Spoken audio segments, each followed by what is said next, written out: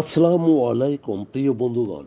আপনারা নিশ্চয়ই জানেন যে সম্প্রতি সুদানে শান্তিরক্ষী বাহিনীর ঘাঁটিতে এক হামলায় বহু হতাহতের খবর পাওয়া গেছে। নিহত হয়েছে সেখানে বাংলাদেশি 6 সৈনিক।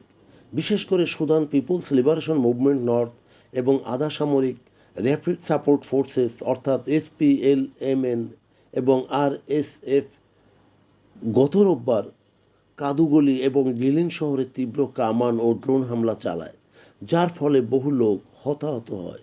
বিশেষ করে দক্ষিণ কার্ডফোনের সাম্প্রতিক আরএসএফ ড্রোন হামলার ধারাবাহিকতার এই উত্তেজনায় আরও বৃদ্ধি পেয়েছে, যার মধ্যে রয়েছে কালোগির একটি হাসপাতাল হামলায় কয়েক ডজন মানুষ নিহত এবং শনিবার কাদুগলিতে জাতিসংঘের একটি ঘাঁটিতে হামলা করে সেখানে 6 বাংলাদেশি শান্তিরক্ষী নিহত হন, যা প্রকাশ করে সেখানকার দৈনিক দ্য সুদান ট্রিবিউন।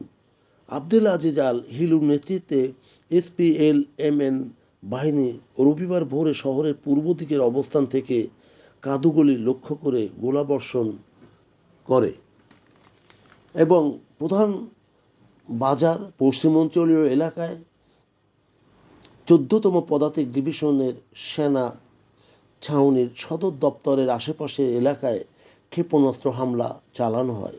যদিও কাদুগুলি কর্তৃপক্ষ নিরাপত্তা জোরদার করেছে, তবে আক্রমণকারী সন্দেহ বিভিন্ন কর্মী, ব্যবসায়ীদের ও এলাকার নাগরিকদের গণগ্রেপ্তার শুরু করেছে, যা কাদুগলি শহর এখন বলতে গেলে এক শোকার্ত শহর এবং অবরুদ্ধ শহর।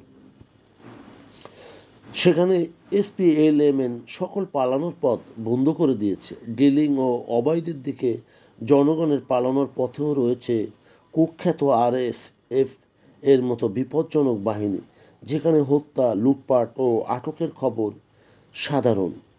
কাদুগুলিতে সকল অফিস, ব্যাংক আজ 3 সপ্তাহ ধরে বন্ধ রয়েছে।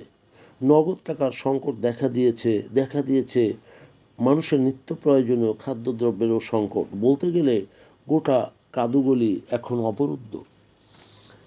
কাদুগলি এটি দক্ষিণ সুদানের একটি ঐতিহ্যবাহী শহর, যা আল উবাইদ থেকে 149 মাইল বা 240 কিলোমিটার দক্ষিণে সাদা নীল নদের সমভূমির উত্তর প্রান্তে অবস্থিত। কাদুগলি 19 শতকের, বিশেষ করে 19 শতকের গোড়ার দিকে মিশর শাসনভার গ্রহণ করে এবং সেখান থেকে মিশরীয়রা দাস নিয়োগে প্রলুব্ধ হয় এবং একটি রিক্রুট সেন্টার খুলে বসে। এটি এখন গাম, আরবি ও পশুপালনের জন্য একটি আন্তর্জাতিক বাণিজ্যিক কেন্দ্র হিসাবে বিখ্যাত, তবে শিল্প শহর হিসেবেও কম নয়। এখানে রয়েছে টেক্সটাইল, সাবান, চামড়াজাত পণ্য উৎপাদনের কারখানা। প্রিয় বন্ধুগণ, যদি আমাদের এই তথ্য গল্প আপনার ভালো লাগে তাহলে লাইক এবং শেয়ার দিন এবং আজ আমাদের সঙ্গে থাকার জন্য ধন্যবাদ। আমাদের ফলো দিন এবং সাবস্ক্রাইব করুন।